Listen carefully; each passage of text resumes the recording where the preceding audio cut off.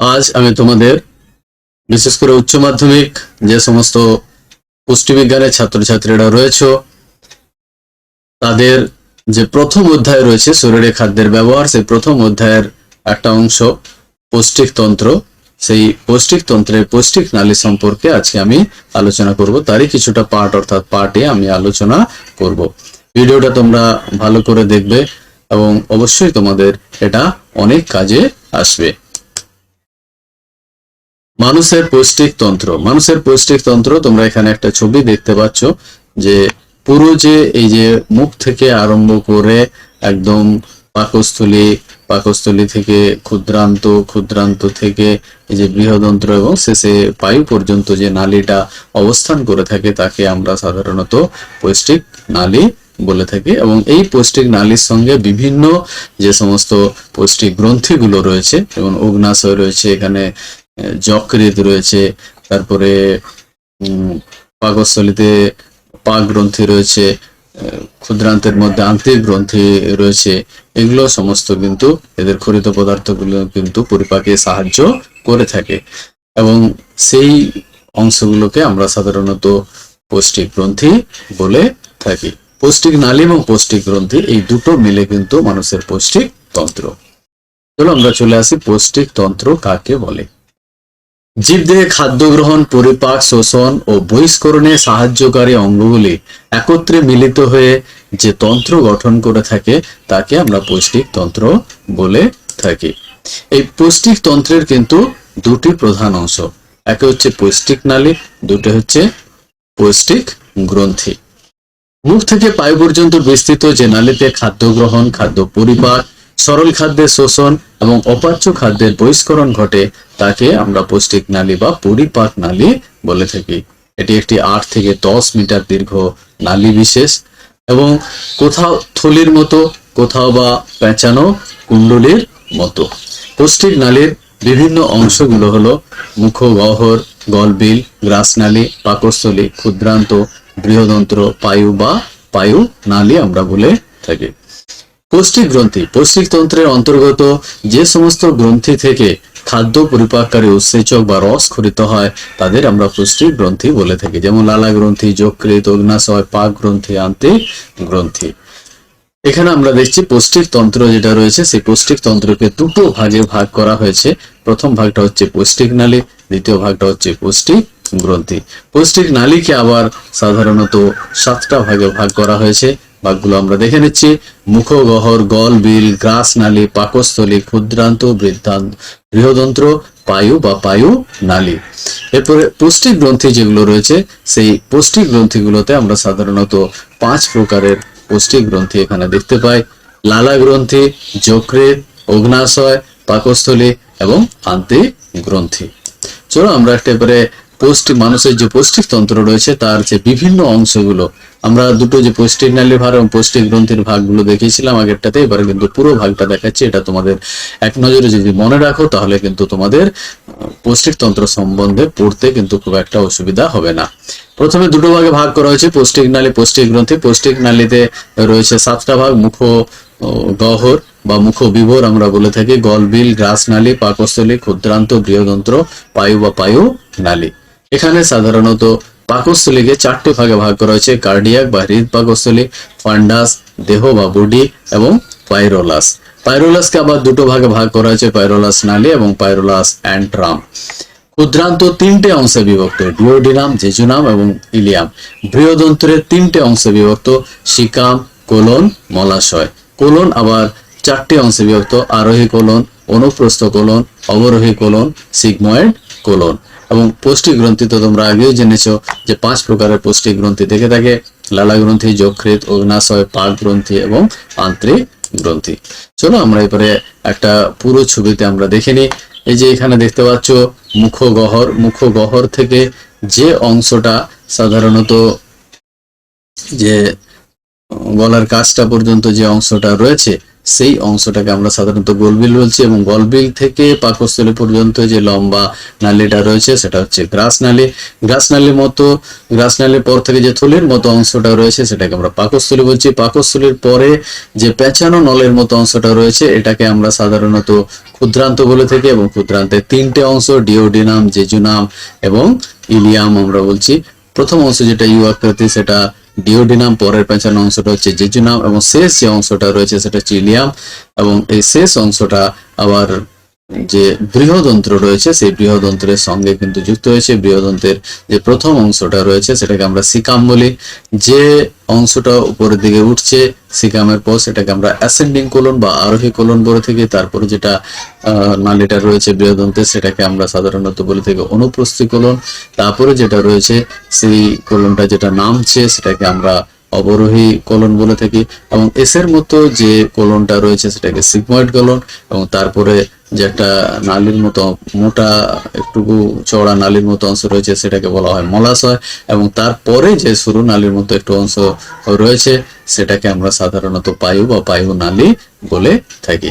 এখানে যে গ্রন্থিগুলো আমরা দেখবো সেই গ্রন্থিগুলোর মধ্যে হচ্ছে লালা গ্রন্থি, প্যারোটিড গ্রন্থি কানের দুপাশে রয়েছে, তারপরে রয়েছে সাবলিঙ্গুয়াল গ্রন্থি যেটা জিভের নিচেই রয়েছে যেটাকে আমরা বলি, ম্যান্ডিবুলার গ্রন্থি যেটা চোয়ালের সাধারণত নিচের দিকে রয়েছে, ম্যান্ডিবুলার গ্ল্যান্ড যেটা বা ম্যান্ডিবুলার গ্রন্থি যেটা রয়েছে।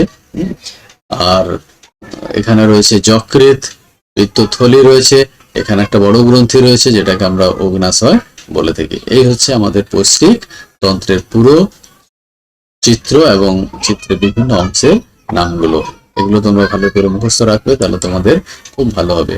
এটা একটা সহজ ছবি তোমাদের দেখানো হয়েছে যাতে করে তোমরা এটাকে ইজিলি আঁকতে পারো, তার জন্য এরকম একটা ছবি তোমাদের দেখানো হয়েছে।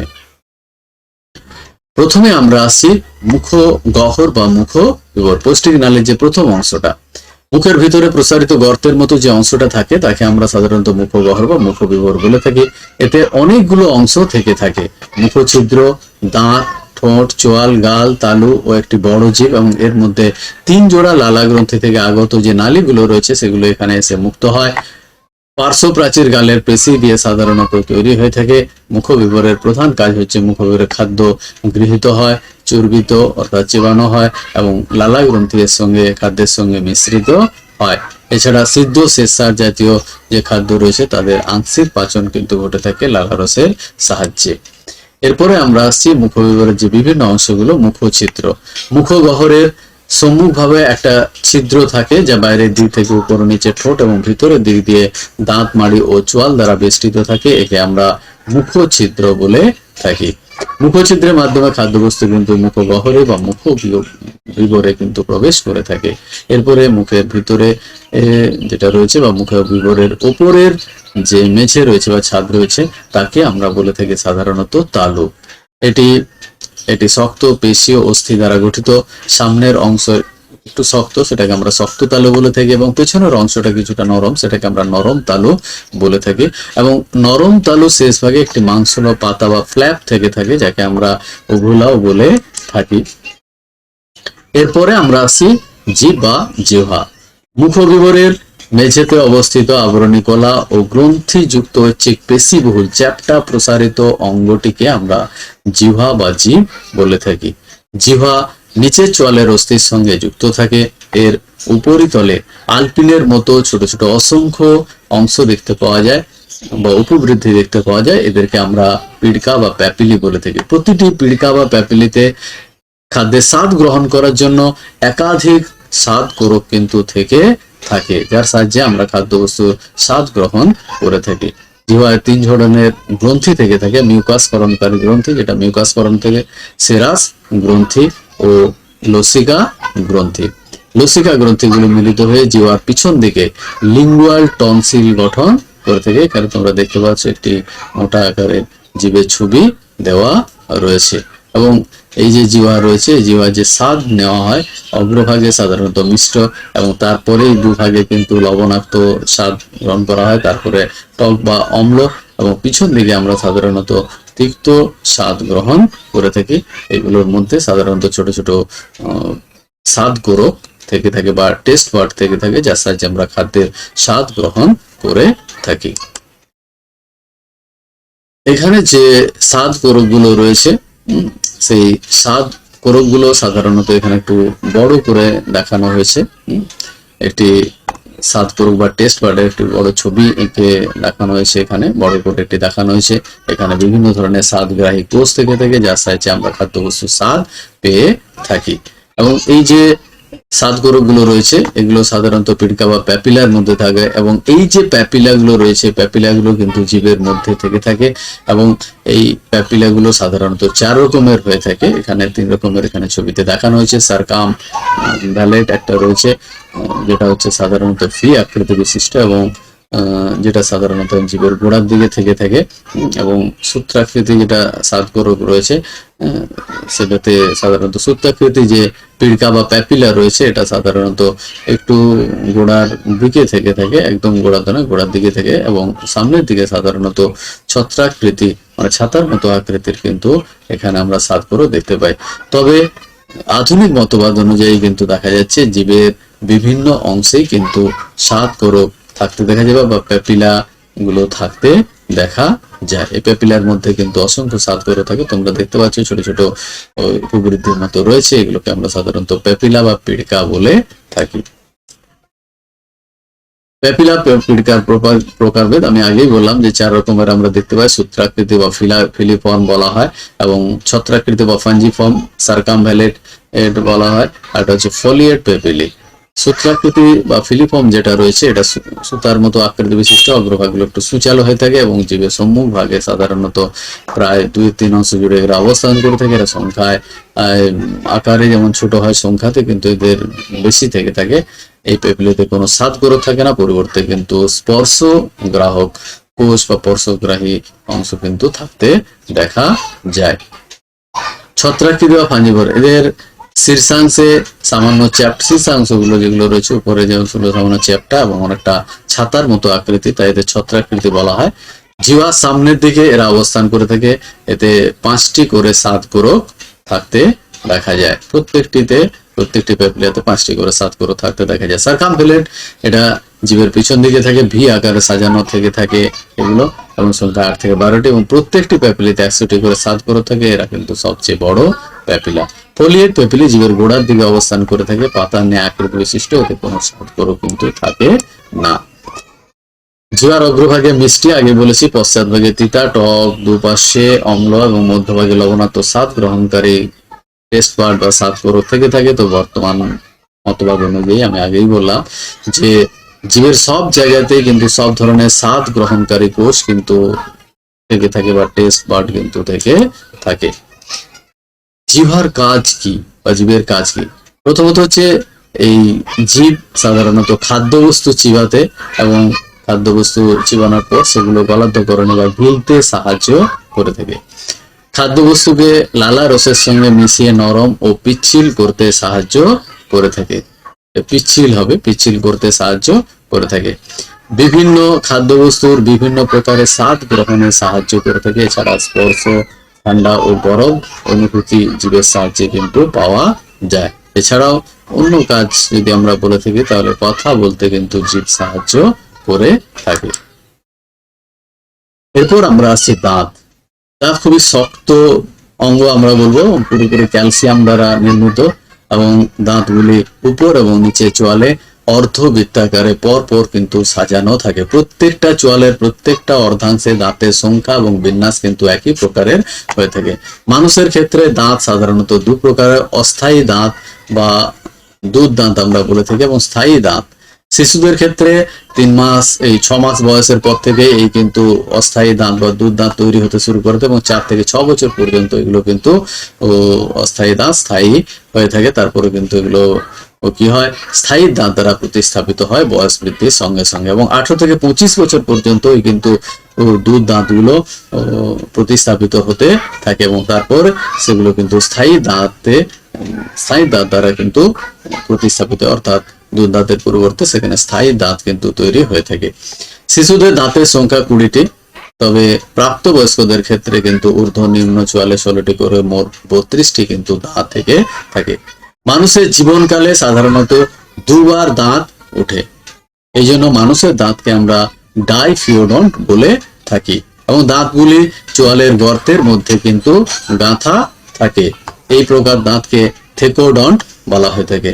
মানুষের 4 প্রকারের ভিন্ন ভিন্ন দাঁত থাকে বলে মানুষের এই দাঁতগুলিকে হেটেরোডন্ট বলা হয়।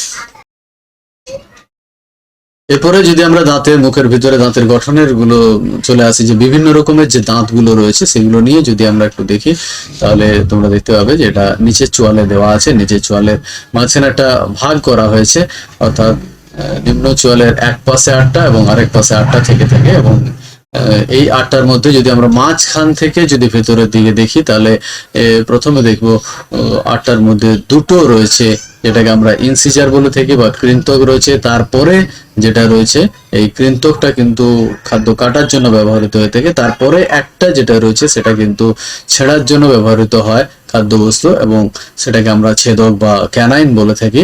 এবং তারপরে দুটো রয়েছে, এই দুটো হচ্ছে সাধারণত পুরো পেশক আমরা বলে থাকি, এটাতে পেশায় খাদ্যবস্তু পেষণ করার জন্য।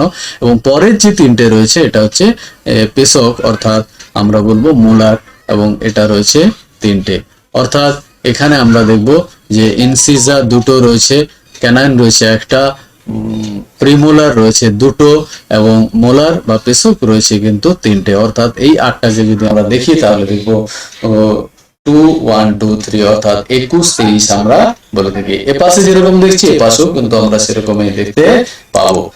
এবারে মানুষের দাঁতের সংকেত, যদি আমরা প্রাপ্তবয়স্ক মানুষের দাঁতের সংকেত আমরা যদি দেখি, তাহলে ইনসিজার 2/2, অর্থাৎ দুপাশে দুটো থাকছে। একটা চোয়ালের ক্ষেত্রে এটা করা হয়ে থাকে 2/2, ক্যানাইন হচ্ছে 1/1, প্রিমোলার হচ্ছে 2/2, অর্থাৎ দুপাশে দুটো রয়েছে, আর মোলার রয়েছে 3/3। অর্থাৎ তোমরা একটু দেখো ভালো করে, 21 এবং 21 23 আমরা বলে থাকি। শিশুদের ক্ষেত্রে কিন্তু ইনসিজার 2/2, ক্যানাইন 1/1, আর প্রিমোলার কিন্তু তাদের থাকে না, এবং মোলার হচ্ছে 3/3, অর্থাৎ 2103। তাদের দাঁতের সংকেত মনে রাখার জন্য এটা একটা আমরা সূত্র হিসাবে ধরে থাকি। তাহলে মানুষের প্রাপ্তবয়স্কের ক্ষেত্রে 21 23, কিন্তু এই সংকেতটা তোমাদের দেখতে হবে। ইনসিজার, ক্যানাইন, পিএম এবং এম, এটা কিন্তু মাথায় রাখতে হবে।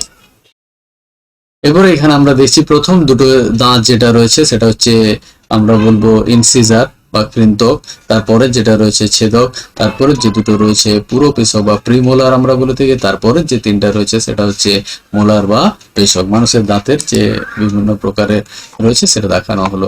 প্রাপ্তবয়স্কদের মানুষের দাঁতের সংকেত আমরা এখানে দেখছি আই, যেটা ইনসিজার রয়েছে 2/2, ক্যানাইন রয়েছে 1/1, প্রিমোলার হচ্ছে 2/2, এবং মোলার হচ্ছে 3/3, আইসিপিএম 21 30 আমরা বলে থাকি। এখানে বুঝতেই পারছো, আই হচ্ছে ইনসিজার বা কৃন্তক, সি হচ্ছে ক্যানাইন ছেদক, প্রিমোলার, পিএম হচ্ছে প্রিমোলার পুরো পেশক, এবং এম হচ্ছে এখানে মোলার বা পেশক। এখানে কিন্তু ঊর্ধ্ব চোয়াল এবং নিম্ন চোয়াল করে মোট কিন্তু 32টা দাঁত কিন্তু দেখানো হয়েছে। ঊর্ধ্ব চোয়াল এবং নিম্ন চোয়াল করে আমরা এখানে দেখিয়েছি, এবং 16 16 32টা দাঁত কিন্তু এইভাবে তোমরা গুণ হিসাব করলে পেয়ে যাবে। দাঁতের কাজ কি? দাঁতের প্রধান কাজ হচ্ছে খাদ্যবস্তুকে কাটতে, ছিঁড়তে এবং পেশাই করতে বা চিবোতে সাহায্য করে থাকে। এছাড়া সেগুলোকে ছোট ছোট টুকরোতে পরিণত করতে সাহায্য করে থাকে। এরপর আমরা আসছি দাঁতের গঠন। দাঁত যেগুলো রয়েছে আমাদের, এই প্রত্যেকটা দাঁতের কিন্তু 3টে করে প্রধান অংশ থেকে থাকে। প্রথমটাকে আমরা বলি ক্রাউন, দন্তচূড় বা মুকুট আমরা বলে থাকি। যদি ছবিটা আমরা দেখি তাহলে আরো ভালো হবে। এখানে দেখো, প্রথম যে উপরের অংশটা রয়েছে, যে অংশটা বাইরে বেরিয়ে থাকে সেটাকে আমরা বলছি ক্রাউন। তারপরে যে অংশটা রয়েছে সেটাকে আমরা বলছি গ্রীবা, অর্থাৎ গ্রীবা, এবং তারপরের যে অংশটা রয়েছে সেটাকে দন্তমূল। গ্রীবা হচ্ছে ক্রাউন এবং মূলের বা দন্তমূলের মাঝখানে যে অংশটা, যেটা মাড়ির মধ্যে অবস্থান করে থাকে, তাকে আমরা সাধারণত গ্রীবা বলে থাকি। এবং যে অংশটা সাধারণত চোয়াল বা দাঁতের গর্তের মধ্যে, চোয়ালের মধ্যে যে গর্ত রয়েছে সেই গর্তের মধ্যে কিন্তু ঢোকানো থাকে, সেই অংশটাকে দাঁতের আমরা মূল বলে থাকি।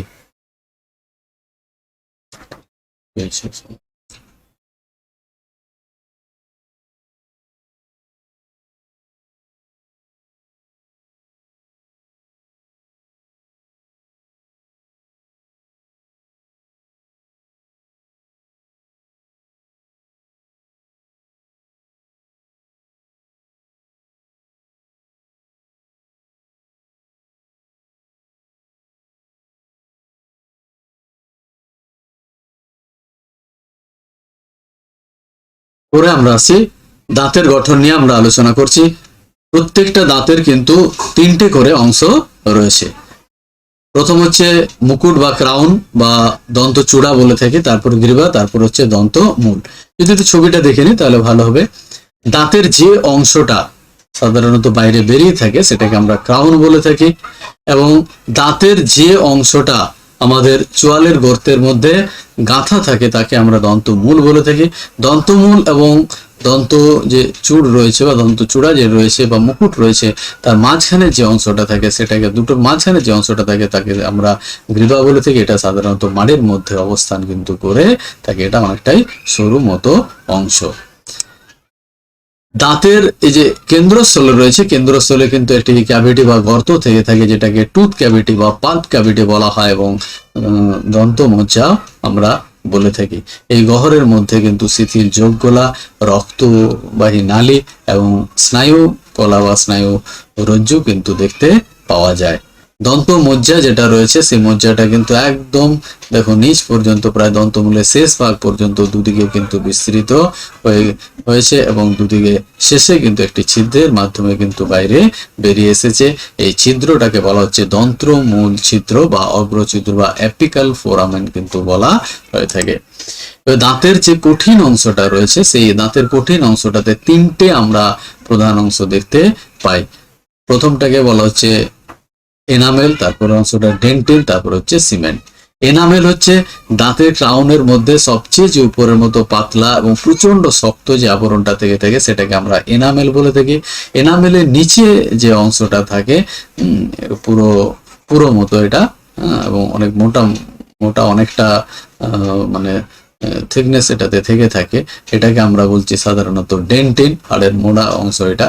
এবং পরে যেটা রয়েছে দেখছি আমরা, যেটা সাধারণত কি দন্তমূলকে বাইরে থেকে আবৃত করে রাখছে, দন্তমূল যেটা রয়েছে এখানে তোমরা দেখতে পাচ্ছ সবুজ রঙের যেটা রয়েছে, দন্তমূলটাকে যে আবৃত করে রেখেছে এটাকে আমরা সিমেন্ট অংশ বলে থাকছি। তাহলে এনামেল, ডেন্টিন এবং সিমেন্ট এই 3টে কিন্তু দাঁতের কঠিন অংশ কিন্তু রয়েছে। এরপরে আমরা আসছি কৌষ্টিকতন্ত্রের দ্বিতীয় যে অংশ রয়েছে গলবিল বা ফ্যারিংস। মুখবিবরের ঠিক পরেই গ্লাস নালীর সঙ্গে সংযোগ রক্ষা করে সামান্য স্ফীত নলাকার অংশটিকে আমরা গলবিল বলে থাকি। এটি দৈর্ঘ্যে প্রায় 10 থেকে 15 সেন্টিমিটার লম্বা হয়ে থাকে। এখানে তোমরা দেখতে পাচ্ছ এই যে অংশটা রয়েছে এই অংশটাকে আমরা বলছি সাধারণত গলবিল, এবং এই যে গলবিল রয়েছে গলবিলের কিন্তু 3টে অংশ রয়েছে, নাসা গলবিল, মুখ গলবিল এবং সর গলবিল। নাসা গলবিল কাকে বলে? যেটা সাধারণত নাসা যে গহ্বর রয়েছে সে নাসা গহ্বরের সঙ্গে কিন্তু যুক্ত থাকে, এবং নাসা গহ্বরের পিছনে এবং যে কোমল তালু রয়েছে তার উপর এটা অবস্থান করে থাকে, এবং এই ছাদের দুদিকে দুটো অন্তনাসা, দুপাশে দুটি ইউস্টেশিয়ান নালী ছিদ্র থাকে এবং দুটি গলবিলীয় টনসিল কিন্তু থেকে থাকে। এরপরে যে অংশটা রয়েছে মুখ গলবিল, নামটা দেখে বুঝতে পারছো এটি মুখবিবরের সাথে যুক্ত থেকে থাকে যে গলবিল তাকে আমরা মুখ গলবিল বলে থাকি। এটা মুখবিবর পিছনে অবস্থিত গলবিল যে প্রকোষ্ঠ সেই গলবিল প্রকোষ্ঠে এটা কিন্তু থেকে থাকে।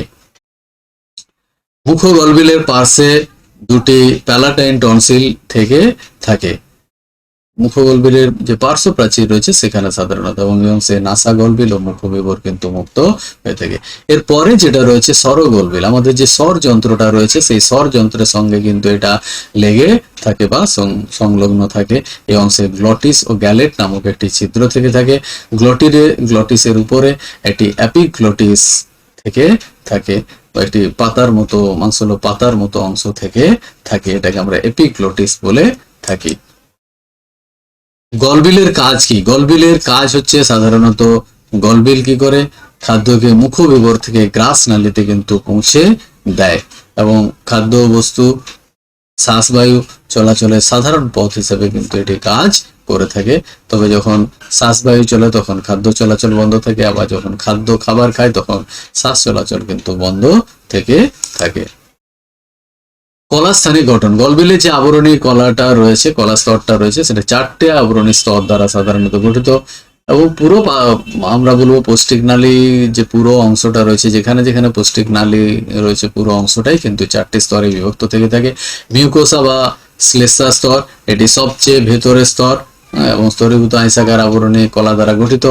তারপরে যে অংশটা রয়েছে এটা আমরা ছবিটা দেখলে একটু বুঝতে পারবো, একদম ভিতরের যে অংশটা রয়েছে এটাকে আমরা মিউকোসা বলছি, ভিতরের অংশটা মিউকোসা, যেটা সাধারণত তিনটে অংশ নিয়ে গঠিত, স্তরীভূত আবরণী কলা, ল্যামিনা প্রোপিয়া এবং মিউকোসা স্পেসিস স্তর, এই তিনটে স্তর নিয়ে কিন্তু মিউকোসা।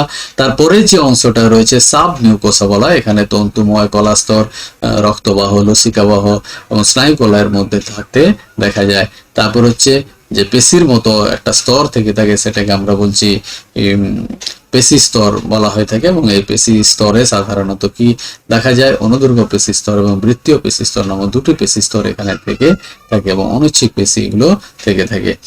তারপরে যেটা রয়েছে একদম সবচেয়ে বাইরের দিকে যে অংশটা রয়েছে সেটাকে আমরা সেরোসা বলে থাকি, তবে এক্ষেত্রে আমরা অ্যাডভেন্টিসিয়া বলে থাকি। এটি আয়সাকার আবরণী কলা ও যোগ কলা দ্বারা কিন্তু এটা গঠিত, সবচেয়ে বাইরের এটা কিন্তু স্তর। এখানে তোমরা দেখতে পাচ্ছ এই যে এপিগ্লোটিসটা কিন্তু এখানে রয়েছে। এরপরে আমরা আসি গ্রাস নালী বা অন্ননালী। গলবিলের পর থেকে পাকস্থলী পর্যন্ত বিস্তৃত পৌষ্টিক নালী যে নলাকার অংশটি থাকে তাকে আমরা গ্রাস নালী বা এসোফেগাস বলে থাকি। যে ছবিটা আমরা এখানে দেখি তাহলে কিন্তু দেখতে পাবো, অর্থাৎ যে গলবিল রয়েছে সেই গলবিলের পর থেকে একদম পাকস্থলী পর্যন্ত বিস্তৃত যে নলাকার পেশিবহুল যে নালীটা দেখতে পাওয়া যায় সেটাকে আমরা বলছি প্রায় একদম স্ট্রেটের মতোই খানিকটা, একদম নলাকার যে অংশটা রয়েছে স্ট্রেট, সেটাকে আমরা বলছি গ্রাস নালী। এটা দৈর্ঘ্যে প্রায় 25 সেন্টিমিটার হয়ে থাকে। এটা সাধারণত মধ্যচ্ছেদা বা ডায়াফ্রামকে ভেদ করে তারপরে কিন্তু উদরগ্রহে প্রবেশ করে এবং পাকস্থলীর সঙ্গে যুক্ত হয়। গ্রাস নালীর উপর ও নিচের দিকে দুটো স্ফিংটার বা পেশি বলয় থেকে থাকে। উপরের পেশি বলয়টাকে ক্রিসোফ্যারিঞ্জিয়াল বা ঊর্ধ্ব গ্রাস নালী ও স্ফিংটার বলা হয় এবং নিচের দিকে গ্রাস নালী ও পাকস্থলীর সংযোগস্থলে একটি পেশি বলয় অবস্থান করে থাকে বা স্ফিংটার থেকে থাকে, তাকে আমরা কার্ডিয়াক স্ফিংটার বলে থাকি। এরকম জায়গাটাতে সংযোগস্থলে গ্রাস নালী এবং পাকস্থলী সংযোগস্থলে সাধারণত পেশি বলয়টা থাকে, এটাকে আমরা কার্ডিয়াক স্ফিংটার বলে থাকি। গ্রাস নালীর আমরা সাধারণত অবস্থানের দিক দিয়ে আমরা তিনটে ভাগে ভাগ করে থাকি। সার্ভাইকেল অংশ যেটা গ্রীবাদেশের মধ্যে অবস্থান করে থাকে, থোরাসিক অংশ যেটা বক্ষদেশের মধ্যে অবস্থান করে থাকে এবং অ্যাবডোমিনাল অংশ যেটাকে উদর গহ্বরের মধ্যে কিন্তু অবস্থান করে থাকে। গ্রাস নালীর কাজটা কি? গ্রাস নালীর ক্রম যে পেশিটা রয়েছে সেই পেশির ক্রম সংকোচনের ফলে খাদ্য বস্তু যে দলা অংশ সেটি অর্থাৎ মুখ দিয়ে যে দলা পাকানো যে খাদ্যবস্তু রয়েছে সেটা কিন্তু এই নালী দিয়ে পাকস্থলীতে প্রবেশ করে এবং গ্রাস নালীতে খাদ্যের চলনটা সাধারণত পেরিস্টালসিস মুভমেন্ট পদ্ধতিতে বা পেরিস্টালসিস পদ্ধতিতে কিন্তু মুভমেন্টটা কিন্তু হয়ে থাকে এবং পাকস্থলীতে পৌঁছায়। গ্রাস নালীর যে কলাস্থানিক গঠন সেটা কিন্তু আমরা দেখব যে আমাদের যে আগে আমি বললাম যে গলবিলের যে গঠন কলাস্থানিক গঠন তারই মতো হুবহু একই রকমের। সবচেয়ে ভেতরে যে স্তরটা রয়েছে মিউকোসা স্তর, তারপরে সাব মিউকোসা স্তর বা অধোশ্লেষ্মা স্তর, তারপরে পেশি স্তর রয়েছে, তারপরে কিন্তু সেরোসা বা অ্যাডভেন্টিসিয়া স্তর কিন্তু রয়েছে। এটা একই রকমেরই তার অংশ কিন্তু রয়েছে। এই পর্বটা আমি এখানে শেষ করলাম। পরবর্তী পর্বে আমরা বাকি যে অংশগুলো রয়েছে পাকস্থলী, তারপর ক্ষুদ্রান্ত, বৃহদন্ত, এগুলো নিয়ে কিন্তু আমি আলোচনা করব। আজ এখানেই কিন্তু শেষ করছি।